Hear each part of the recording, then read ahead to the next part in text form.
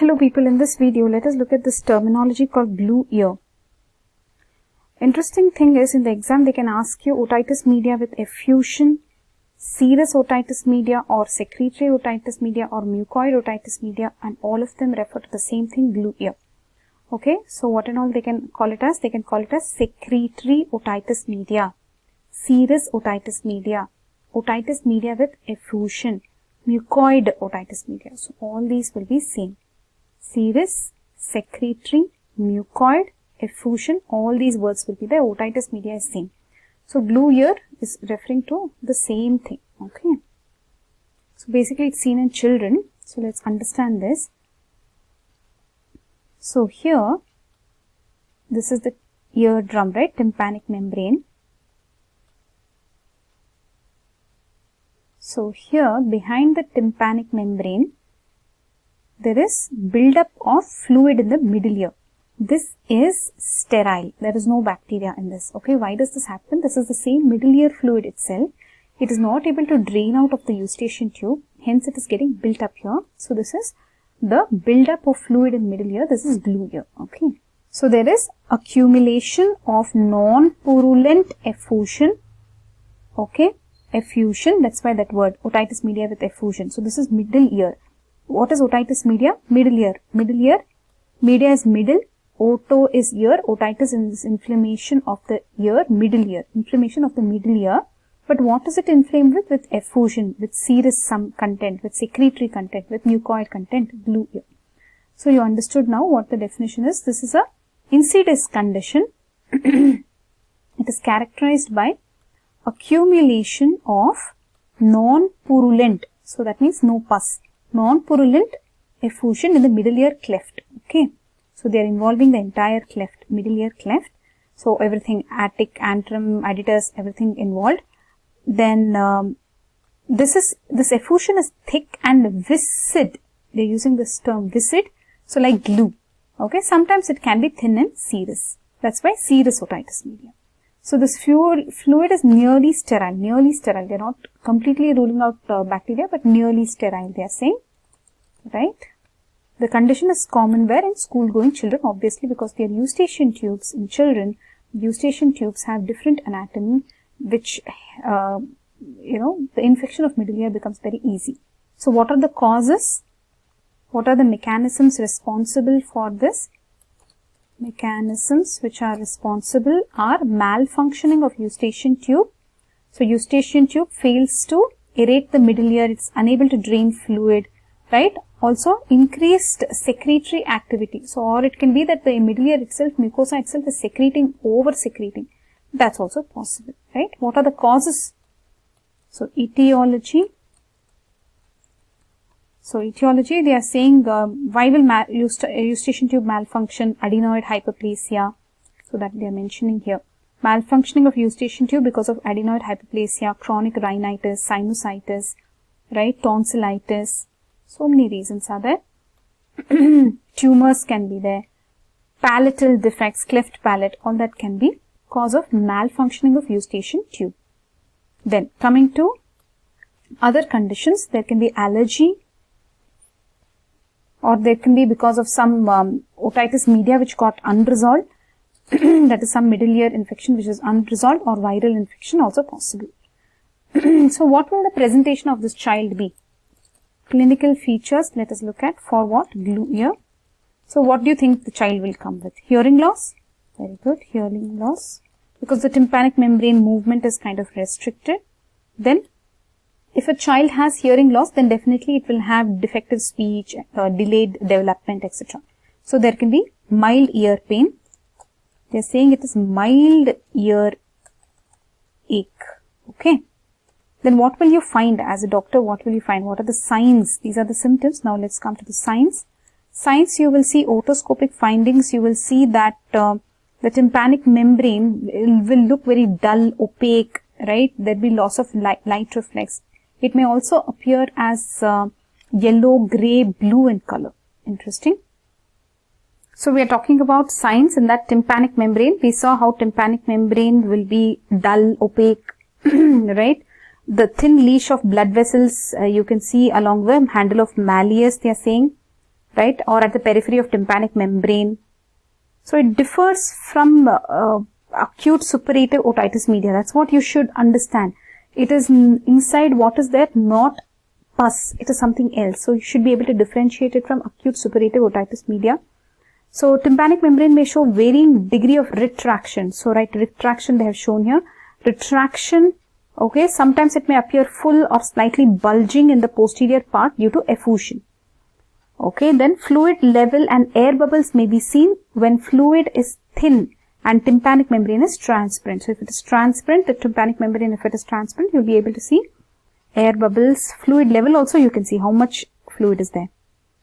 And the mobility will be reduced. Mobility will be reduced, obviously, because behind it there is glue, isn't it? So this image shows the bubbles on Valsalva maneuver. That is, the person holds their nose and blows. That time the bubbles are appearing. Okay.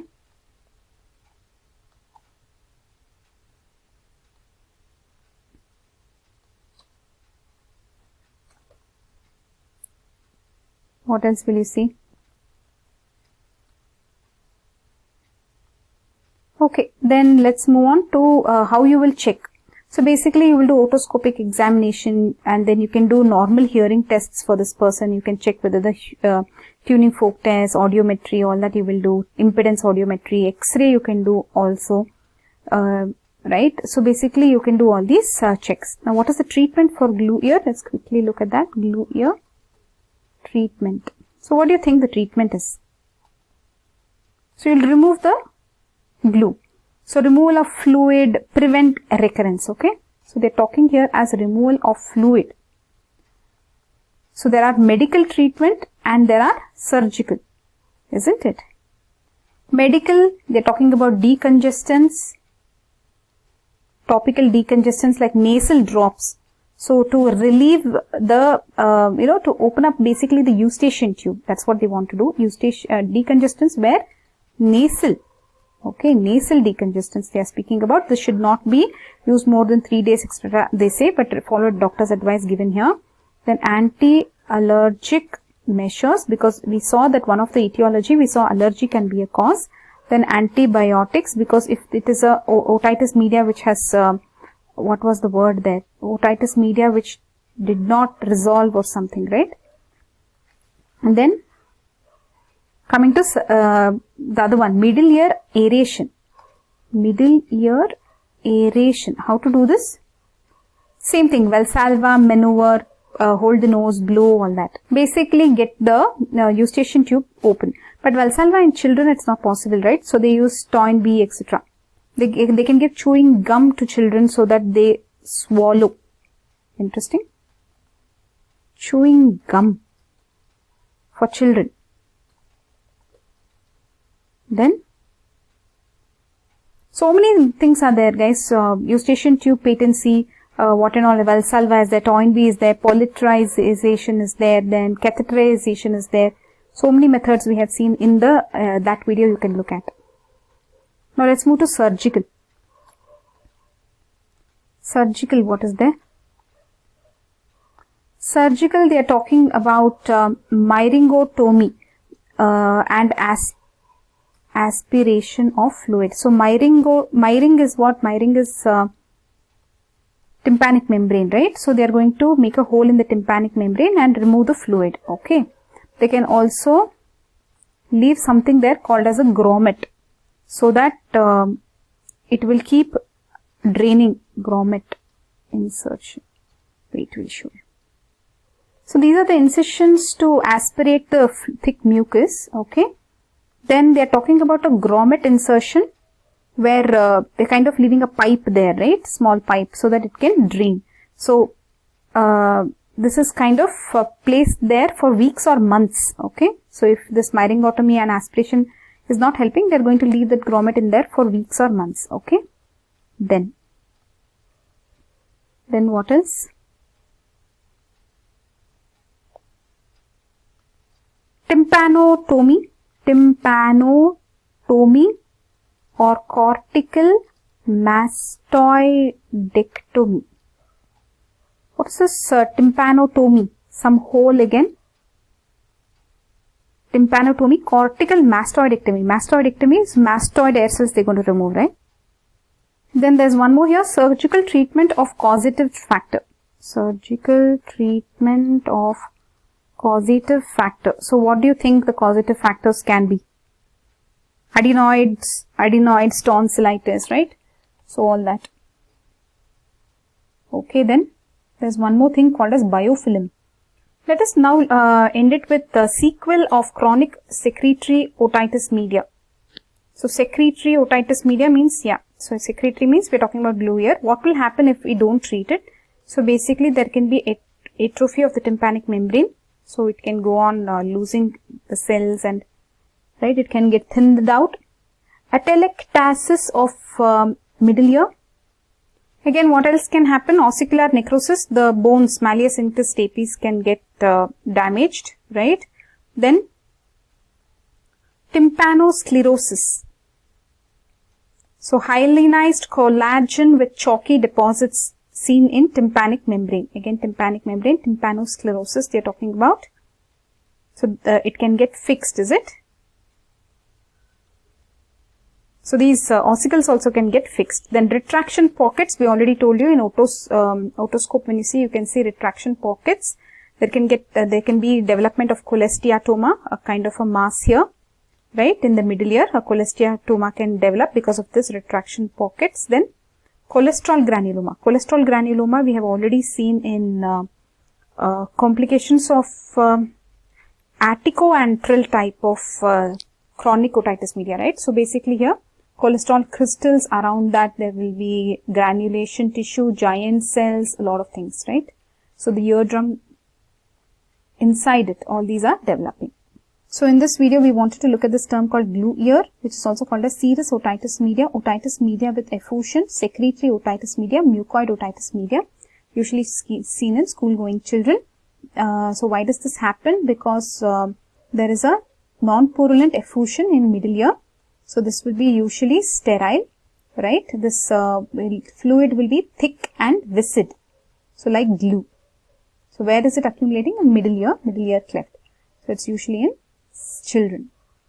So the mechanism is malfunction of eustachian tube or increased secretion in the middle ear. So the causes can be eustachian tube malfunction because of 1,000 reasons, sinusitis, tonsillitis, allergy, etc. Okay, then you have allergy, otitis media, and viral infection. So the child can come in with hearing loss or mild ear pain. The thing you will see in the otoscope, and you will see the tympanic membrane, right? How will it look? Dull, opaque, retracted, mobility will be reduced.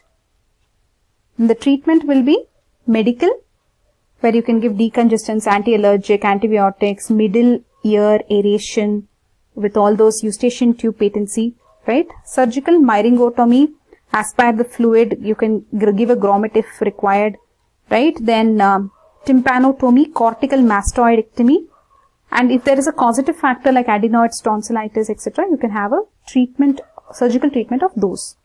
And finally, we looked at the sequel of glue ear. What and all are the sequel? Basically, it can lead to atrophic tympanic membrane, tympanosclerosis, ossicular necrosis, retraction pockets, cholesteatoma, cholesterol granules, right? So all these are the sequel. So that's all for now in this video. That is about glue ear. Bye bye.